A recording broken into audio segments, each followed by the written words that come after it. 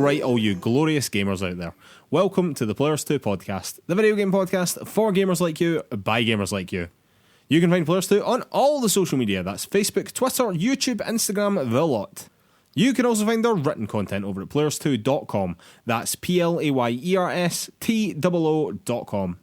And if you could take 5 seconds to give us 5 stars over on Apple Podcasts or wherever you get your podcasts, it really, really helps us out. It does a huge amount for the exposure of the show. And while you're over there, if you could leave us a little review as well, it just helps us out even more. And thank you so much to anyone that's already done that to us. It really does mean a lot, and you are an absolute legend to us. All right, and on with the show. My name is Mark Henderson. With me, as always, Mr. Lewis Camley. How's it going, Lewis? It's going very well, Mark. Good to see you. Good to be here again, as ever. It's finally not January anymore, which is great. Always a plus. Yeah, always a plus. The worst month of the year comfortably is out of the way, and the second worst is now in swing. So, yeah, here we go. More winter. Absolutely. Just keeps on going in Scotland, doesn't it? Anyway, Lewis, what have you been playing this week? This week, Mark, I have put the finishing touches to Hitman 3. I've rolled credits. Oh, wow. Yeah. Last week, if you remember, I had played the first 3 levels, and now I've played the final 3 levels. There's 6 that come packaged in with Hitman 3.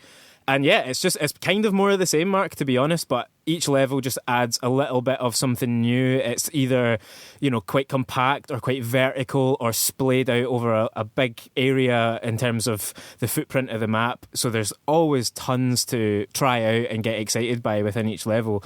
The latter 3 are set in China, in Argentina, and then in a kind of mountain place that I won't spoil for anyone who's wanting to play it. Not that the locations really matter too much in terms of the story or anything like that, but I'm mentioning them specifically to talk about the China level, which is the 4th level, which again, like some of the other earlier ones, is just one of the most incredibly put together levels, I think, in a video game. It looks stupendous. It's this futuristic city. It has both these kind of real earthy, gritty tones to it, and then also this super sci-fi underground lab, both of which you have to get into to complete the mission. And it's just moments like that, again, where you are working out the great big puzzle of these levels, how to get into different places, who you have to move, which disguises you need to grab, that just make it so endlessly entertaining. I've loved playing it. The last few missions just added more to that. As I say, the final one was a much more traditional video game level, a bit less sandbox and a bit more action, which was also just a great change of pace. Cannot sing the praises of this game high enough, to be honest. It was a joy to play from start to finish. That's awesome, man. So are the levels continuing to be very replayable all the way through? For example, how many times have you played a single level, for example, just to get, I don't know, what is it, experience, or just to experience it in different ways or whatever? Basically, I've played each of the first 5 levels, I would say 5 or 6 times at a minimum. Some of them probably more than that. I think I mentioned last week there are these mission stories within most of the levels. They're not actually in all of them, but these are just kind of like micro-narratives to help you find different paths through each objective. And often you can do 1 or 2 of those in a single run, but no more than that. So if you want to hit all of those, which I have done, you need to play it at least twice, usually 3 times, to kind of cover all that ground. And then also I've just had a few more goes of each to try different things, or to, as you say, it's all about boosting your XP. The basic principle behind all of the systems, the progression systems in the game, are about the more you play a level, the more things that you can then bring into that level, or the more starting locations you have for that level, etc. Essentially, it's this feedback loop of the more you play, the better you get at a level, the more tools and toys you get to then do it some more.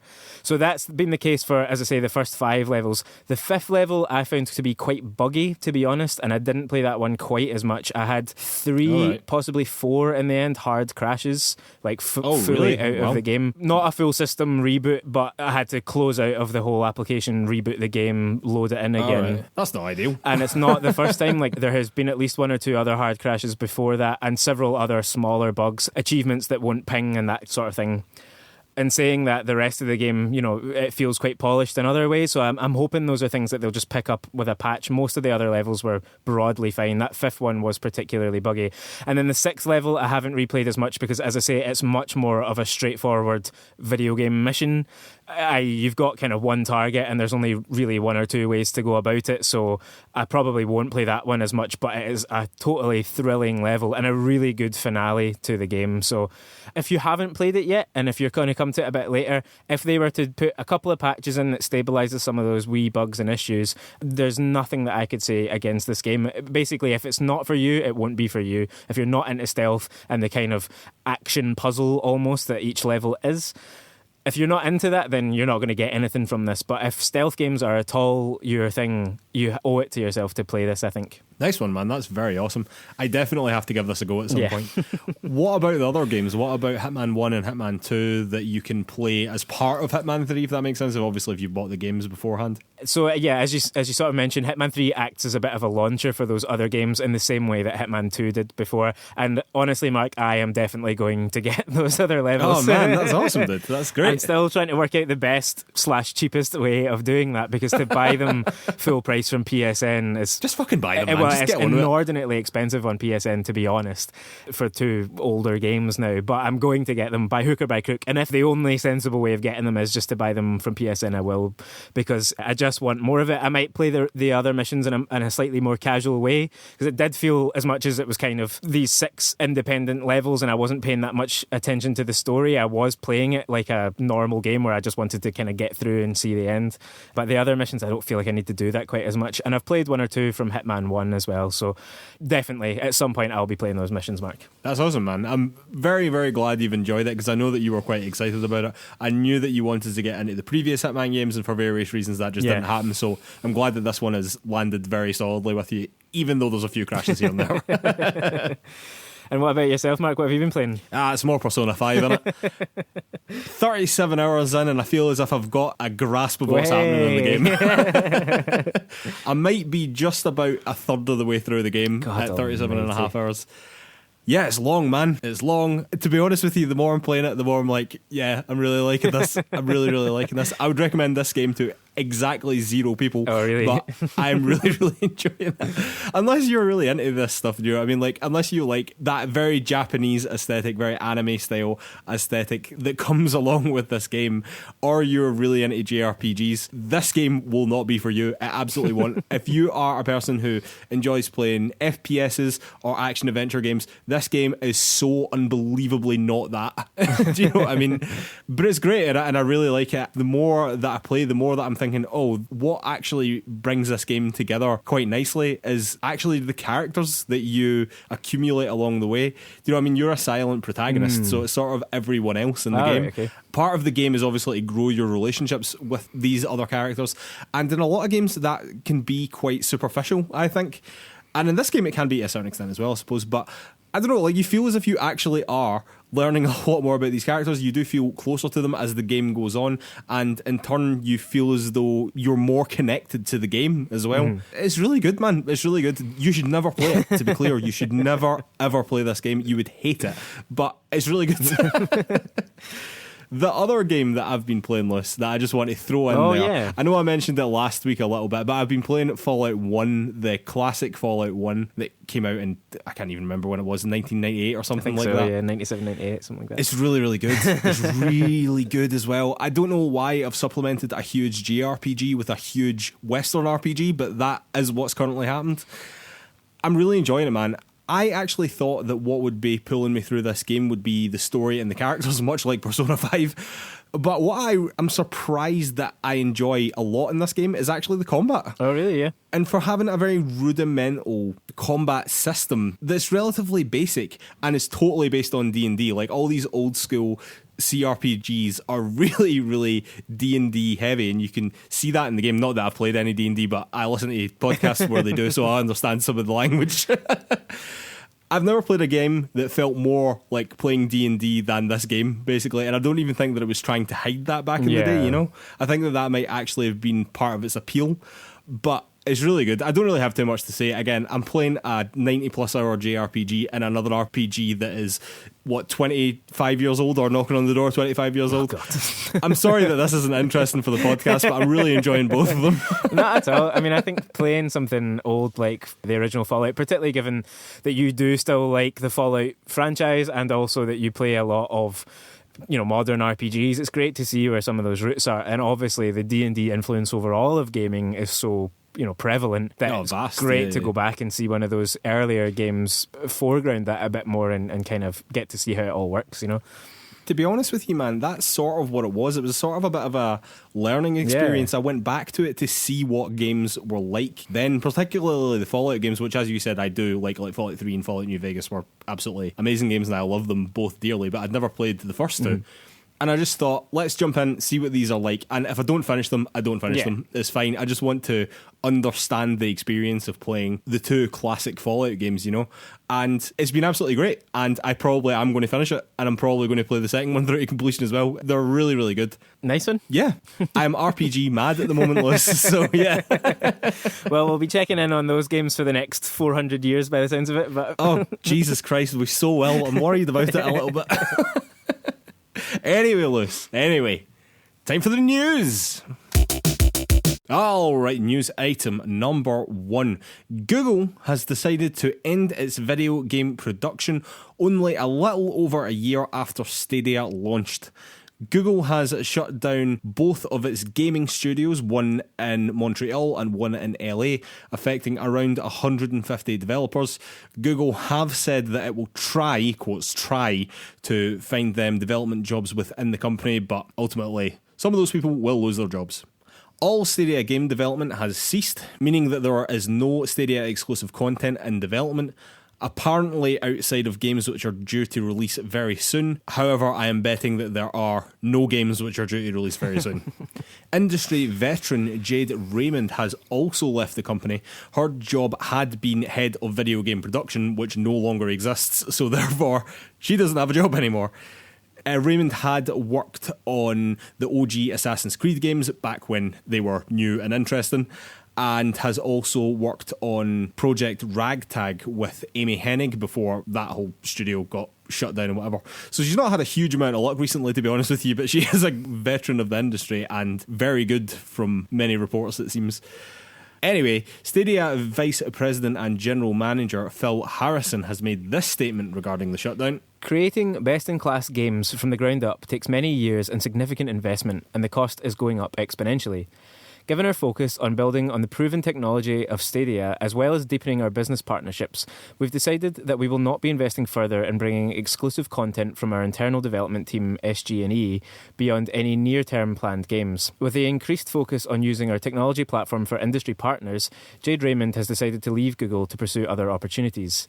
We greatly appreciate Jade's contribution to Stadia and wish her the best of luck in her future endeavours. Over the coming months, most of the SG&E team will be moving on to new roles. We're committed to working with this talented team to find new roles and support them. So, this sucks, Lewis. It sucks big time. This very much sucks. When Stadia launched, there was a lot of concern that Google could pull the plug on Stadia pretty quickly if things don't go well. I think we can safely say at this point things haven't gone particularly well for Stadia, that being the understatement of the fucking century. Google have been known to pull the plug on other ventures that they've had pretty quickly as well when they start failing. Do you think that this is the beginning of the end for Stadia? Only a little over a year in. Potentially, yeah. It seems crazy to say, but I sort of agree. Yeah, I'm sort of catching myself as I say it, because obviously there's still plenty of legs in the broader Stadia platform potentially, but yeah, taken purely on the basis that Google has previous, as we all said, for doing this, it's not beyond the realms of possibility remotely that this is the beginning of the end of Stadia. I did think it would happen the other way around, I've got to be honest. I thought before it launched that the platform side, the technology side, the service side would be the part that they would think, actually, this hasn't worked and step away from. And probably by extension after that, the game development side would go. But within a year, effectively, or just over a year, an announcement of that studio to ship no games and shutter it is pretty embarrassing, I think. Not only did we all say Google do this, but we all also said game development is more than money. You can't just be the biggest company. There has to be more to it, and they just didn't really stick by that. Well, that's it. And Phil Harrison in the statement said that building games from the ground up takes a lot of time and a lot of money. Yeah, Phil, it fucking does. You should have known that a year ago. Yeah. It's crazy. Like, I think you're right. I think this is pretty embarrassing, to be honest with you. The tech is not the problem here, as you said. To use an example from the Kotaku article that I'm referencing, references that we use as always in the show notes over at PlayersToo.com, Cyberpunk 2077, which failed to play on most consoles, we will say, actually ran pretty well on Stadia. Yeah. Believe it or not, the tech here isn't the problem. The service is the problem. Some of the launch features that they promised still aren't there, and they charged people, I think it was like 120 quid or whatever for the Founders Pack, where they got a controller and a Chromecast and whatever in it as well. All these features and whatever, some of them still aren't here over a year in. The games have not been there from the start, and even now, I feel as if it's way too little, way too late. There are now, from me counting, and someone can please correct me if I'm wrong on this, 129 games available on Stadia, which might sound like a lot, but it really, really isn't. Considering that the PlayStation 5 has been out for, 2.5 months? Yeah, pretty much. There's already 101 PlayStation 5 games.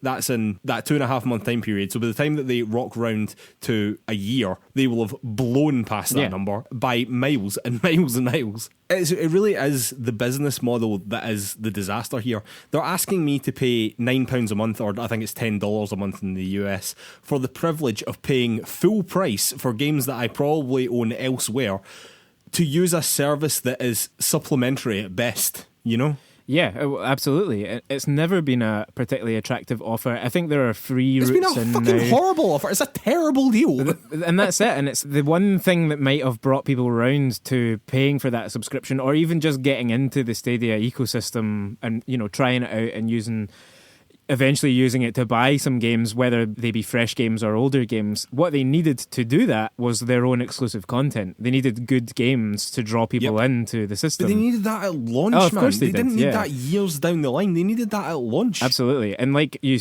sort of mentioned there, Phil Harrison's statement about how long it takes and how much investment it takes to do that should all have been considered, so that at the moment that they launch Stadia, which should probably have been about a year from now, they could have said, these are our debut Google games, and this is the service, and this is how it works, and everything is go, here you are. And instead, it just felt like they rushed to market, and they've totally blown it, basically. They have totally blown it. They launched way too early. The service was not ready at that time. It's not barely ready now.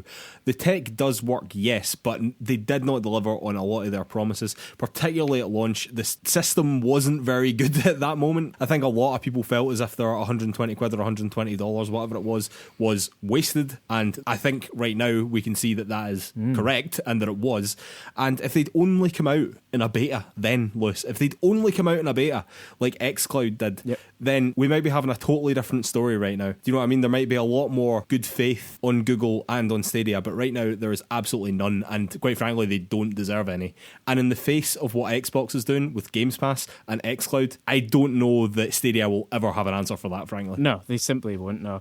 And just one other thing on the job side of it to mention is that Google bought Typhoon Studios, who made Journey to the Savage Planet, just about a year ago. Yeah, that's right. That studio was kind of folded into SG&E, and now it's all gone. I think, as well as the Jade Raymond angle here, I think that's just a really sad thing. It might not be that many people in the grand scheme of things, but that is a group of people who were making games who probably thought something big and exciting was coming, and now they're probably going to be offered the chance to be UI developers on some other Google product. If they wanted to be video game developers, they are going to have to leave that company now and potentially relocate and all of that stuff. I just think it's a really unpleasant story for Stadia to have on the docket now. It's super sad. It's super sad. I really hope that they just go fuck you to Google and just get the band back together again. Just go back to what they were doing before.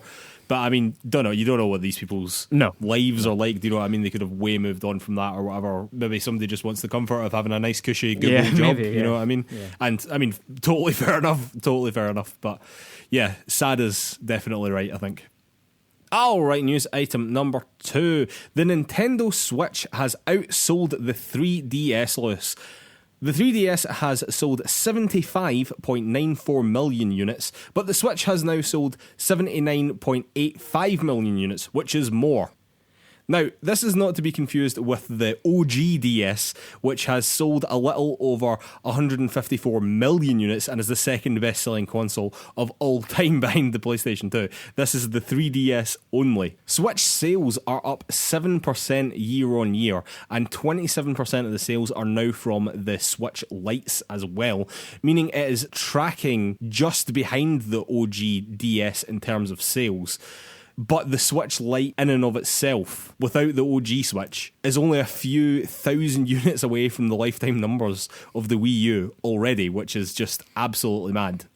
And in case you were wondering what the best-selling console over the Christmas period was, it wasn't the PS5 and it wasn't the Series X, it was the Switch. It outsold both of them. Obviously, the availability of those two consoles is a factor, but even if they were readily available, just because of the price point of the Switch, I wouldn't be surprised if it won anyway. or certainly close to it, yeah. The PlayStation 2 is currently the best-selling console ever with 155 million units sold. The only console to even come close in recent history is the PS4, which is currently sitting on 113 million units sold. But their sales are likely to slow down quite significantly now. I would have thought, now that the PS5 is released and PlayStation are definitely doing their best to produce as many consoles as possible and move everyone onto the PlayStation 5 and away from the PlayStation 4, it seems, and they've already started reducing the amount of PlayStation 4 models that are available in Japan. However, I believe that the Switch is in with a very good chance of becoming the best-selling console of all time, Lewis, especially if they release a Pro version, which would only bolster those numbers and would get a lot of people who already own a Switch, like me, to buy another Switch, you know?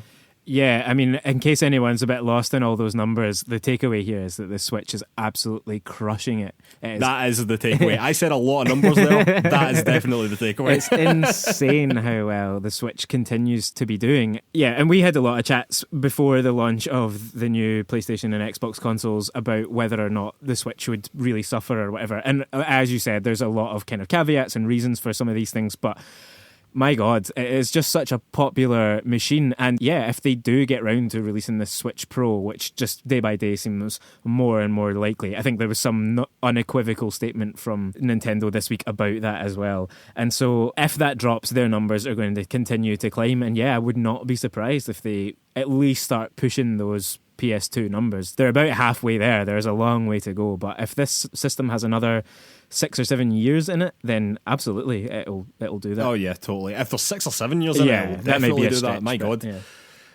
The thing is that it's tracking very, very closely to the original DS, and the original DS, or the original family of consoles that were the DS, is very close behind the PlayStation 2. There's really not much in it at all between those two consoles. So the Switch is tracking very, very close to being the best-selling console of all time, and depending on the legs on it, and depending on how many iterations Nintendo decide they want to make of the Switch, which I think that there is at least a Pro coming now.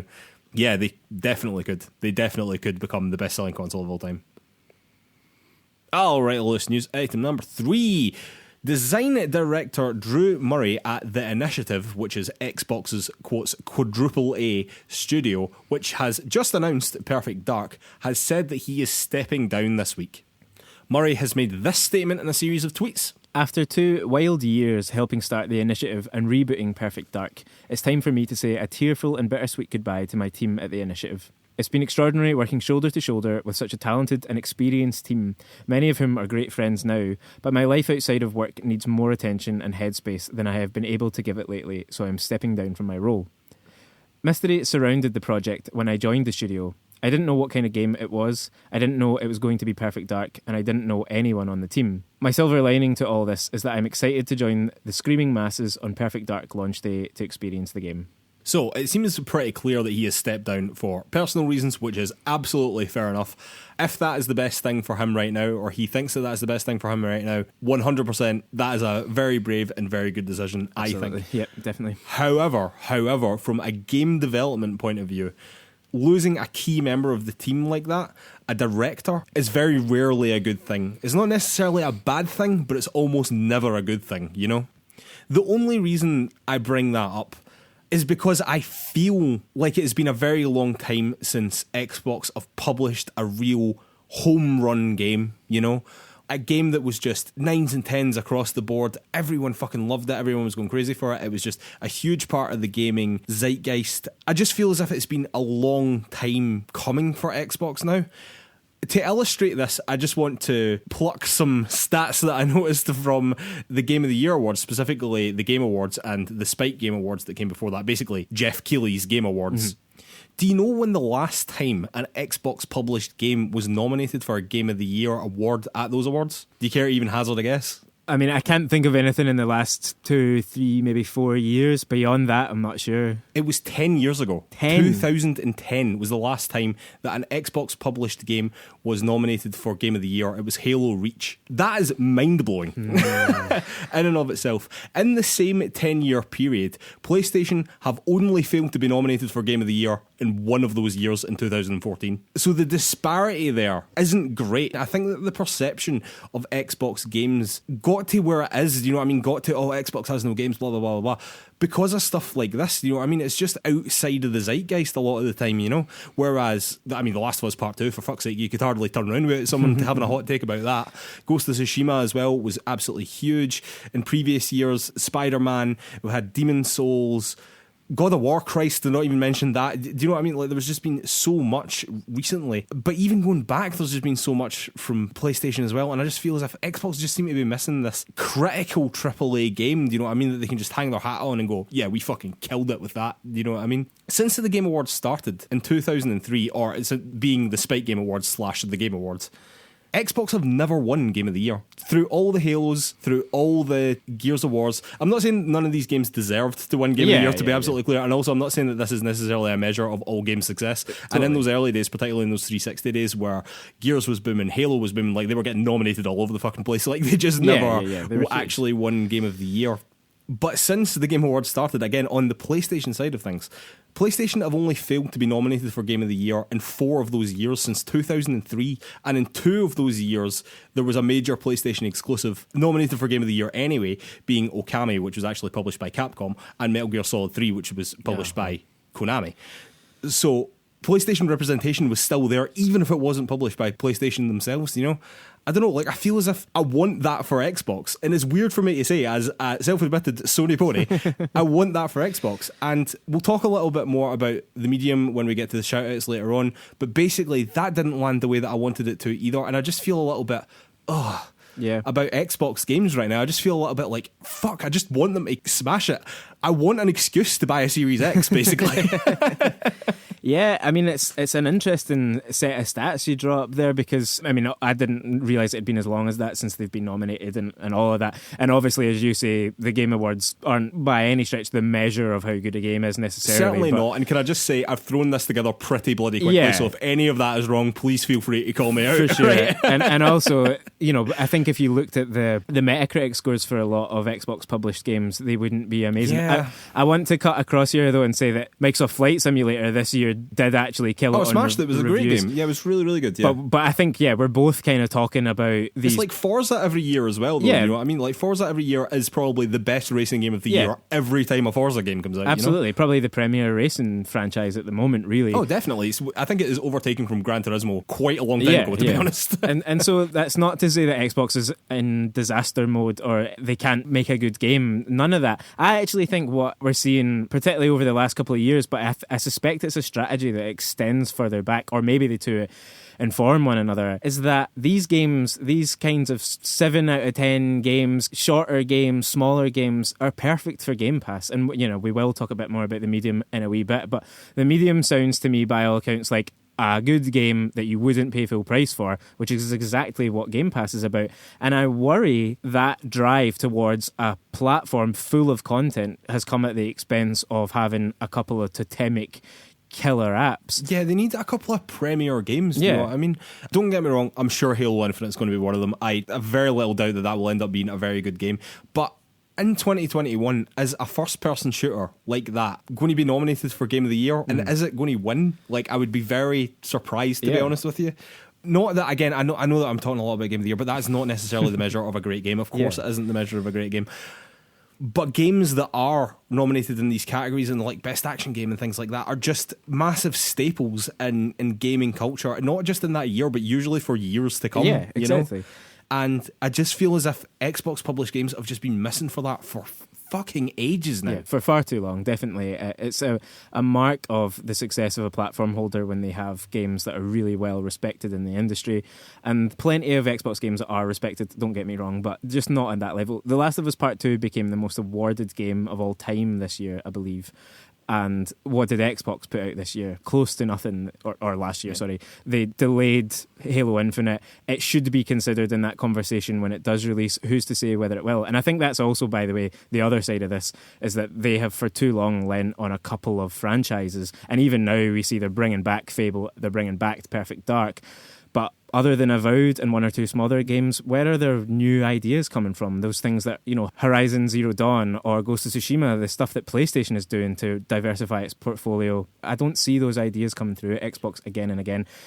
So, who knows? But I don't want to feel as if this has been a massive negative on it because one guy resigned from the initiative. By the way, that's where this conversation starts. That's true, yeah. I am absolutely sure the initiative will be A-okay. It's just not a great sign, It's not great for the team when someone of very high importance leaves. And I'm sure that the Perfect Dark will be great, or I sincerely hope that it will. And I genuinely mean that. I really want that game to be good. I want an excuse to buy an Xbox Series X. And I hope that excuse comes long before the Perfect Dark is released, because I think that's still quite a long way I think away. that's going to be miles off. I mean, that is a team stacked with talent, so I think it will be fine. But like you say, we need to see something a bit sooner than that. And just a bit of stability from Xbox would be great.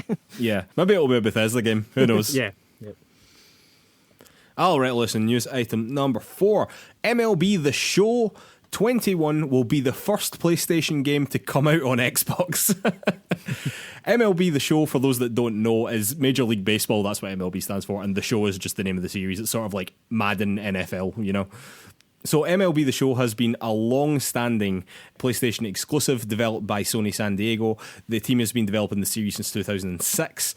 The fact that it was coming out on Xbox was actually known since December 2019 when Sony and MLB announced a multimedia video games deal to bring the series to additional console platforms beyond PlayStation as early as 2021. And obviously they've made good on that promise. Raymond Russell, game designer and online community manager at Sony San Diego, has said this regarding the release. This is a very exciting moment for all of us, as the storied franchise will be accessible to more gamers than before. We would like to thank everyone at PlayStation, Xbox, Major League Baseball Players Association, and the San Diego studio for working diligently to bring MLB The Show to more users. The game will also have cross-play and cross-progression between the consoles, which is obviously great. But this means that there will be a physical copy of MLB The Show 21, an Xbox game in its glorious green, with a PlayStation Studios logo on the front of it, which to me is totally fucking wild. What are your thoughts on this? Do you think that this is actually indicative of anything, or do you think MLB have just said, if you want to continue in developing this game, which I'm sure you do because it probably makes them quite a lot of money in North America, you have to put this on Xbox as well? Oh, how I would love to say that I think it is indicative of something, Mark, but I'm pretty convinced that this is simply a part of the licensing deal, which is interesting in and of itself because obviously exclusivity on PS4 meant access to 100 million plus consoles, which it didn't mean on Xbox. And the fact that they now think that it is worth going there, I just wonder what that might mean. Does that mean that there's just potential for more sales because the Series X is doing a bit better than the One was? Could there be a Game Pass tie in there at some point? That would be something to see, a PlayStation Studios game on Game Pass. Holy shit. I never even thought of that. Jesus Christ. I mean, I don't think that's too likely. But yeah, I mean, it seems clear to me that MLB have said, get this game out to as many people as possible. But hopefully PlayStation see it as a good step. An opportunity to grow. Yeah. What we've said often, going in both directions. If a game is right to be on multiple platforms, then why not? Some games you absolutely want to be exclusive because you want that to sell your system. But a sports game like this, just take the money for the game. Don't worry too much about the system sales, Yeah, I totally agree. I don't think it is necessarily a game that would be pushing PlayStation system sales. So, yeah, why not? And I hope that is the realization that PlayStation have come to, who have been notoriously stingy when it comes to opening up their platform. So yeah, definitely a good step in the right direction from PlayStation, and maybe this is indicative that PlayStation might be open to more things like this, if not necessarily indicative that we'll be getting The Last of Us Part 3 on the Xbox, you know. Alright, finishing off as we always do with a couple of shout outs. Shout out number 1, first podcast of the month, that means free games loose. On PS Plus, you get the brand new Destruction All-Stars. You also get the Control Unlimited Edition, that is the edition that is all singing, all dancing for the PS5. But is also available on the PS4 as well if you've still not managed to get yourself a PS5 yet. And Concrete Genie, which is available on the PS4 and the PS5 as well, but no upgrade for the PS5 because it's a little cool indie game. And on Games with Gold, as we discussed last week, we have an absolutely stellar lineup from Xbox for a change, because this was supposed to cushion the price hike for your Games with Gold, which you turned on almost immediately. However, you are getting Gears of War 5 for free and the Resident Evil Remake for free. You're also getting Dandrara Trials of Fear Edition, no idea what that is, Indiana Jones and the Emperor's Tomb, and Lost Planet 2. Also on Games Pass this month, Wolfenstein Youngblood is coming to xCloud, Jurassic Park Evolution is coming to xCloud and console, Stealth Inc. 2 is coming to xCloud and console, Project Winter is coming to xCloud console and PC, The Falconeer is coming to xCloud console and PC as well, Final Fantasy XII The Zodiac Age is coming to console and PC, and Ghost of a Tale is also coming to PC. Lewis, I think that we might just do Games Pass editions for Xbox going forward, because there's a hell of a lot more interesting games there than there usually are on their Games with Gold, which they have clearly given up on and tried to price people out of. I think that's probably wise. Yeah, the Game Pass editions are often quite interesting, often games that we've maybe played before or whatever as well, so sounds good to me. What do you make of the lineup across both this time? Oh, they're great. It's really good for both. Like, anyone who hasn't played Control and has a PlayStation, a PS4 or a PS5, get involved. Really, really good game. I really enjoyed it anyway. Destruction All-Stars is definitely... It's a game, all right. Definitely a game. I will be interested to see how people respond to that. And Concrete Genie is actually something that I've wanted to play for a long time, so I might get involved with that myself. Good stuff, yeah. And on Games with Gold, I mean, you're getting the original Resident Evil remake, which is great, but Gears of War 5 is clearly the star of the show there, you know what I mean? Talking about premium Xbox games, that is definitely one of them, so make sure you get that claimed. Alright, shout out number 2, and as promised, Lewis, we're going to talk a little bit about The Medium, which came out this week.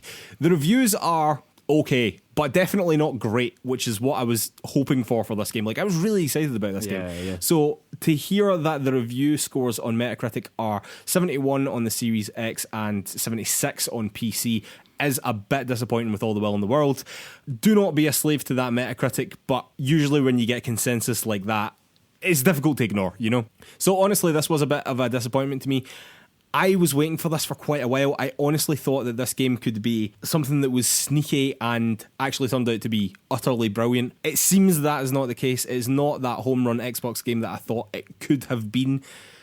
And it is not my reason right now for buying a Series X, which is unfortunate. However, whenever I do get around to getting a Series X, I think I would still give this a go. Not being a slave to that Metacritic, ladies and gentlemen, I will definitely still like to give this game a go. Yeah, much the same here, Mark, to be honest. Definitely one that I was hoping would do a little better, but seems right for Game Pass. That seems to be the overriding thing coming out of all of this, is that people are not really recommending that you buy the game, but if you've got a subscription, why not check it out? It seems to be only like 8 hours long. It's not overly scary or difficult. That was the thing that was really disappointing. Yeah. It is very, very short indeed. I almost think that the game was better marketed than it actually ought to have been, because it made it look like a AAA, all singing, all dancing kind of horror game.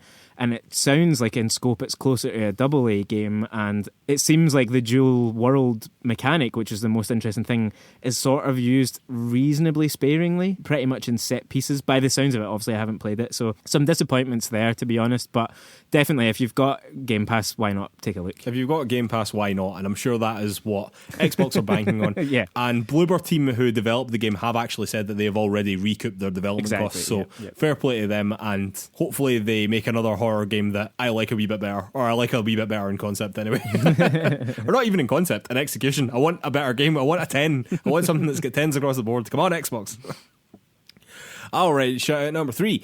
The PS5 exclusive Returnal has been delayed until April the 30th, having been scheduled to come out on March the 19th, so a little over a month delay there. PlayStation have given this statement regarding the delay over on Twitter. Returnal has a new release date of April 30th, 2021. SIE and Housemarque have made the decision to move the release date in order to give the team extra time to continue to polish the game to the level of quality players expect from Housemarque. See you in April. So, this is a little disappointment, as all delays are, but I think you will agree with me here, Lewis. If the game needs an extra month just to put that extra layer of polish on it, we don't want another Cyberpunk 2077 on our hands. Let's just get the game done right. We'll be here when it's ready. Yeah, bang on. It's only a few weeks. Absolutely. Are you still interested in playing it? I still am, yeah. I want to really dive into some of the trailers and stuff they've put out recently that dive a bit deeper into the gameplay.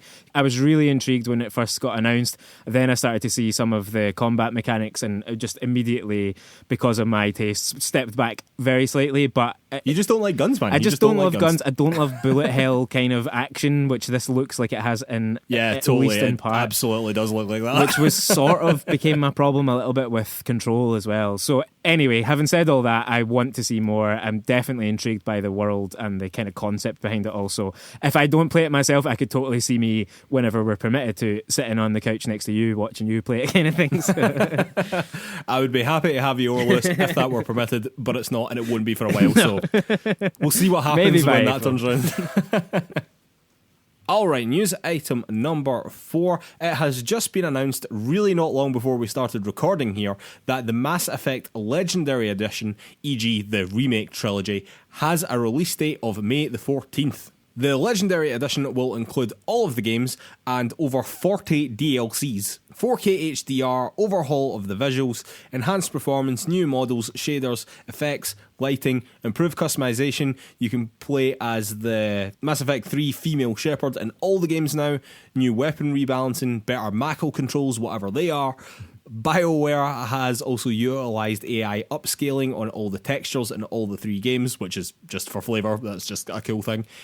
The loading times have also been cut, as you would expect, coming to next-gen consoles or even last-gen consoles. I'm not sure where this is actually coming, to be completely honest with you.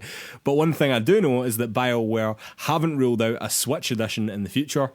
Honestly, they released a trailer with this game. Links, as always, over in the show notes at PlayerStoo.com. We'll also link to a Twitter thread by Nibble, who, if you don't follow on Twitter, you absolutely should, who has curated all this stuff together about the release of the game and is basically what we are quoting here. I thought that the game looked great in that trailer. Mass Effect is definitely one of the black spots in my gaming history, I have to say. I've never played the series, but it's always been something I've wanted to get to, and this is an absolutely excellent excuse for me to do that, quite frankly.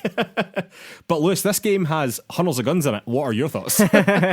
Well, yeah, it mixes both gunplay and RPG stuff, neither of which I've always been massively into. But yeah, it's definitely a black spot for me as well. The series kind of came about when I wasn't gaming quite as much. Same. Yeah. Just in that kind of early adulthood period, I guess, when we both stepped away from a wee bit. So it's one for me that I wouldn't mind catching up on. I don't know if I'm desperate to jump out in May and get this kind of on day one, but I'm really keen to see what they've done with it. It sounds like an extensive remaster project, which is what the fans deserve, really. They've demanded this thing for so long. It would have been a shame if it had just been a quite a simple graphical update and that was it. You know, it sounds like there's been some real care and attention put in, which is exactly what you want to see, so that's cool.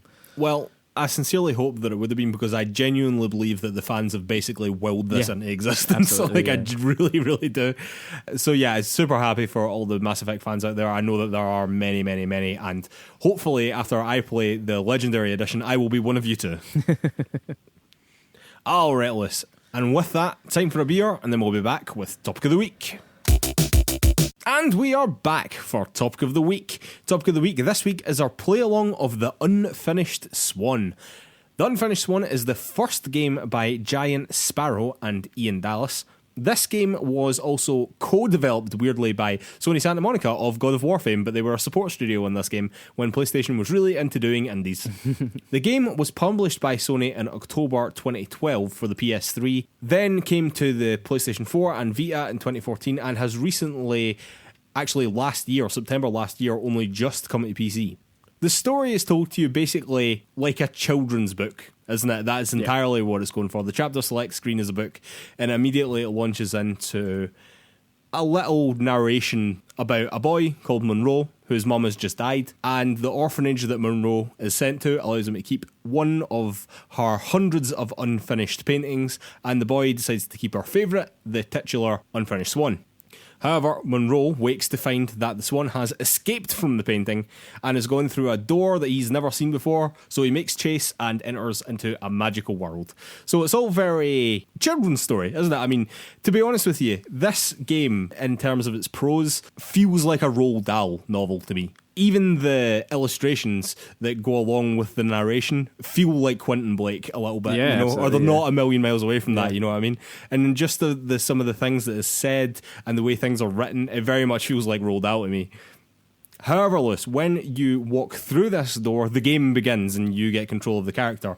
But you're in just a big white cube. You are indeed, yeah. It's one of the strangest openings to a game that, because, yeah, as you said, you've kind of been introduced to everything in this very storybook, fairy tale way, and suddenly you're just surrounded by whiteness, and you'd be forgiven for thinking that there was something wrong, that something hadn't loaded in properly, because it doesn't feel like anything that the character, is moving. Nothing's happening until the magic, which is when you press one of the trigger buttons and a first little splat of paint, a little ball of paint erupts from the camera and lands on the ground and makes a big old splash.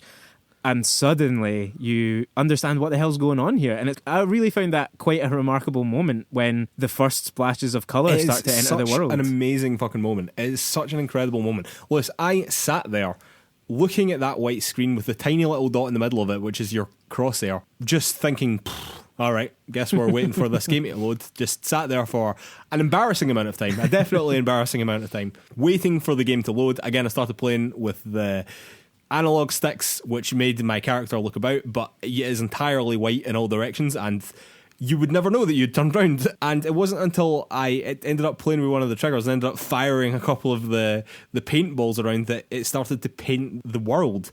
And that's exactly what you have to do in the first chapter, is you have to fire these paintballs at this totally white world that only through the contrast of your black paint do you get to uncover. It is incredible. But also, as well, you can't throw too many, because then it will just be entirely black as well. It's a total monochromatic art style at this point. It is literally black and white. Yeah, and like you say, you're effectively trying to kind of pick your way through the environment, and the only thing really you've ever got to guide you, other than what you fill in with your own paint, is the swan prints that you get around, and they're few and far between, really. So the game basically just says to you, fill in this world, start to pick out the detail, pick out the corners, pick out the walls. When you enter, quite quickly in that first section, you enter a sculpture garden, and you throw a paintball, and suddenly like a pig's face appears, or this huge chicken statue starts to take shape. Those moments, I guess my overall thoughts on the game is that this was it's a really short, I guess if anyone hasn't played it yet, it's only 2 or 3 hours long, basically. Yeah, you could comfortably get it done in 2 hours, to be honest with you, if you were just cracking on. If you're just sitting getting through it. And there's a few little secrets along the way, these balloons that you can find that help unlock things. Yeah, a few collectibles, but really they're just there for flavour. They're not really any part of the game. And really, I think sometimes just to get you to slow down slightly and look around a bit more, because you could just follow the critical path easily enough. And you owe that to yourself to look around, by the way, because this game is stunning. And it's so good. That's kind of my overarching thought on it all, is that this is a game that could be, I mean, it is deceptively simple, and it could be off-puttingly simple and short for people, but it is not that. It is a really beautifully put together thing, both from its, again, deceptively simple story, which, as you say, is delivered in this very like child-friendly storybook way. Literally, if you've ever read a children's picture book, you've seen this kind of fairy tale story, but it's actually, as all of those often do, hiding a lot of depth there. There's actually a fair bit going on behind the scenes of that story in terms of what's really going on with the character, who he really is, and that kind of thing. But also, man, it was just one of the most chill games I've played in so long. Like I played it through. It's so chill, right? I played it through in its entirety on Saturday afternoon into evening. I just sat there, had the lights down low, totally chilled out, had headphones on while I was playing most of it, which again, getting the soundtrack is just great. and you're just kind of wandering your way through this world and making it take shape. And it was just a really nice, chill gaming experience, which you don't get too often. There's very little peril, basically no real combat. It's like a puzzle walking sim with just loads and loads of artistic character about it. Absolutely. I think you've described it quite well there, actually. It is like a walking sim with more to do than you would expect. I would say more puzzles, more things like that. I'm glad that you brought up the soundtrack, Lewis, because the soundtrack is absolutely fucking perfect. I love the soundtrack to this game so much. It can change the tone of the game on a fucking dime, and it does it frequently and really well, and I think it is absolutely critical to my enjoyment of the game and how good I think the game is, which is very good. I don't know if you can tell. So I actually wanted to just give a shout out. So the composer is called Joel Korlitz, who actually unbelievably ended up working on Gorogoa, one of our other play-along games. But from working on the Unfinished Swan, then there was a couple of other games in between, then Gorogoa, the most indie of indie games, then ended up working on Death Stranding and is currently working on Halo Infinite. So the guy's good. He knows what he's doing. Yeah, God, that is an eclectic palette there as well, isn't it? Well, Death Stranding had an incredible soundtrack, regardless of what you think of the band Low Roar. And Halo Infinite famously has this incredible music to it as well, you know? So, yeah, I think that the guy is good, and I think that that is clear from the get-go in The Unfinished Swan, which I believe was his first game he ever made, which he ever done the soundtrack for. He absolutely fucking nailed it. He could not have nailed it any better. I love the soundtrack in this so much. But as the game continues, Lewis, the art style does begin to change. So it's not just that you're painting your way around the world. And all of this as well is narratively justified. It's not just a little quirky indie game mechanic. Do you know what I mean? Like, all of this is tied into the story. The reason why you're in this totally white world to begin with is because in this magical world you meet a king, and the king is obsessed with having his sculpture garden like absolutely pristine, and that's why it's entirely white. But his followers, or the people who he was in charge of, kept on bumping into things and whatever, so he decided to add shadows. And then you go into the next section of the game, which is basically all white with a couple of splashes of colour here and there to show important stuff, basically.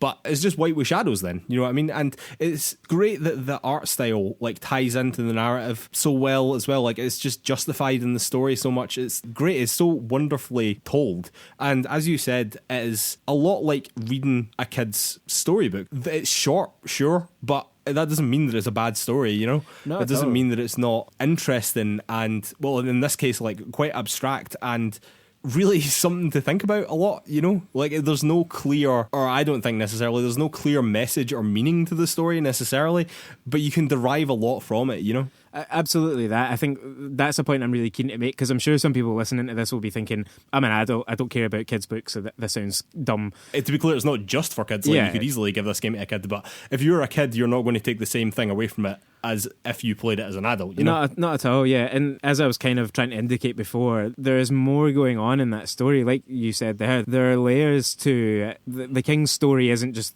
the story of a king like you've heard a million times. It's a story about perfectionism and about loss to a certain extent, and things like that, you know, and negligence. Absolutely, about loss and accepting that loss. Yeah, you know? and how we move through life as a result of it, and that kind of thing. And so there's actually, I think it's the third time I've used this phrase now, deceptively simple. Like, it is the tagline of this game almost, because in all of its little components, it seems straightforward. It's just, oh, this is a cutesy art style. But actually then when you step back and think about it, you do realise, like, well, actually this is about the king's journey through his own creative process, essentially. That's what I am witnessing. That's why the labyrinth becomes the castle, becomes this more distant kind of island kingdom that he built, and so on and so forth. And that's why each of those areas changes and has different mechanics involved in it. I mean, we've barely even spoken about that. You know, the simplicity of the black paint becomes actually a water cannon later in the game to grow vines, and that becomes a really major part of the progression. By the end, you're effectively building. It just has so many layers to its gameplay as well, which again, in a 3-hour experience, we're not talking tons and tons of changes, but subtle enough breakups between each chapter that when you get into it and you start to understand what you're effectively being asked to do, you just find yourself, or certainly I did, just coasting along. Like, you're just playing it without even realising you're playing it, basically, because it's just enjoyable, charming, beautiful to look at, beautiful to listen to. And sometimes games get praised because there's so much going on, so bombastic, so many ideas. But actually, this we just went, we've got one great idea or a couple of great ideas that are very connected to one another, and this is what the game will be. And it works so well because it is that. Like I said, immediately from the pros, it made me think of reading Roald Dahl books as a kid. And even as a kid, you could appreciate in those books. Also, can I just say, I know that Roald Dahl has a lot of problems in terms of how he's currently perceived in the world, but as a kid, I didn't know about any of that, and I really, really liked his books. It feels so familiar to me in a way. Do you know what I mean? In the way that it's written and the way that it's portrayed, particularly in those narrative sections. And it does feel like if you were going to make a Roald Dahl inspired video game, and I really don't know if this game was inspired by Roald Dahl. I'm sure he was part of it, you know what I mean? Yeah. If you were creating a kid's book, it would be difficult to ignore his work, you know? But I don't know, it just felt very familiar to me. It felt like playing a game of a book that I read as a kid, you know, super connected, and I don't know why. Maybe I'm just a kid at heart. Maybe that's what this is all telling me. But yeah, man, I really properly like this game, and I hope that if anyone played along with us, they got something from it, because it was really, really short. I completely accept that. It's a 3-hour game, and I'm going on about it as if it's the greatest thing in the world ever. But enjoyment per hour on this game is very, very high for me. Yeah, I mean, it definitely is that, because it is over so soon, and you can jump back in and replay sections and find more stuff. But as just a 3-hour experience, sit and play it from start to finish. You're going to have a good, nice time with it. You know, make sure you're in the right frame of mind, and that's what you're looking for, and you'll absolutely, I think you'll adore it. Basically, I don't think that there's basically nothing wrong with it. There's very few negatives. I think we were just saying off air, there's one section where the introduction of some darkness and some enemies in a very small way really is probably the only misstep the game makes, which it's not even a misstep really, it's a slightly lesser part. Yeah, what I would say is that the first 2 chapters of this game, so there's 4 chapters, the first 2 chapters are absolutely jaw-droppingly brilliant as far as I'm concerned. Even the level design, by the way, which we've not even touched on, I think is absolutely brilliant. It's almost Miyazaki-esque, I would say, yep. to a certain extent. In the first level where you're painting the world, you're painting this pristine, bright world that you can't perceive anything until you fire this black paint at it to get a backdrop. The game builds you up to sections where you can look back over the entire world and all these splotches you made across it, and it looks absolutely fucking beautiful, quite frankly. It is stunningly good to look at. I absolutely adore the first 2 chapters so much. The 3rd chapter, I would say, is comfortably the weakest in the game, quite frankly. But I suppose that is only juxtaposed to the first 2, which I thought were so great. And then the 4th chapter is basically the credits, but you play through the credits, and Terry Gilliam speaks to you because he's plays the king, which is awesome. Yeah. Yeah, it's a nice, the credits just work as a nice little reflection on everything you've done up till that point, so you sort of retread the same ground, which again, as you say, because of the impact you've had on this world, it's just a really nice way to frame the finale. You get to see this world that you have changed yourself one last time. It's so nice from start to finish. It absolutely is. It absolutely is, man. All right, Liz, I think we'll have to call it a day there. I'd like to remind everyone that you can find PlayersToo on all the social media. That's Facebook, Twitter, YouTube, Instagram, the lot. You can also find our written content over at PlayersToo.com. That's PlayerSToo.com. And if you could take 5 seconds to give us 5 stars over on Apple Podcasts or wherever you get your podcasts, it really, really, really, really helps us out. It does a huge amount for the exposure of the show. I know I say this twice a week, every single week, but it does not become less important on a weekly basis. And thank you so much to anyone that's already done that for us. Genuinely, it does mean a lot, and you're an absolute legend to us. All right, Lewis, our new play-along game for this month is What Remains of Edith Finch, the vastly more famous second game by Giant Sparrow. And I know that this is one that you've been looking forward to getting to for a while. Yeah, it's been on my PlayStation account for a very long time. I've meant to play it and just keep pushing it back because it's one of these games that you think will fill a gap at some point. So it's time, and I'm really excited to. Someone on our social media mentioned when I posted about the Unfinished Swan just the other day that Edith Finch has a few little Easter eggs connected back to. Yeah, it does. Well, there's one in particular I can think of. Yeah, so I'm quite excited just to see it from that perspective as well, see how these two games shape up next to each other and how they might be connected. Yeah, I'm really excited about it. Much more walking sim, but Yeah. normally relatively cheap as well, and a pretty short experience, so no reason not to play along with us again, I would say. And What Remains of Edith Finch is probably one of the most famous walking simulators, so definitely play along. Definitely play along. Alright, ladies and gentlemen, we will see you next week. Thanks.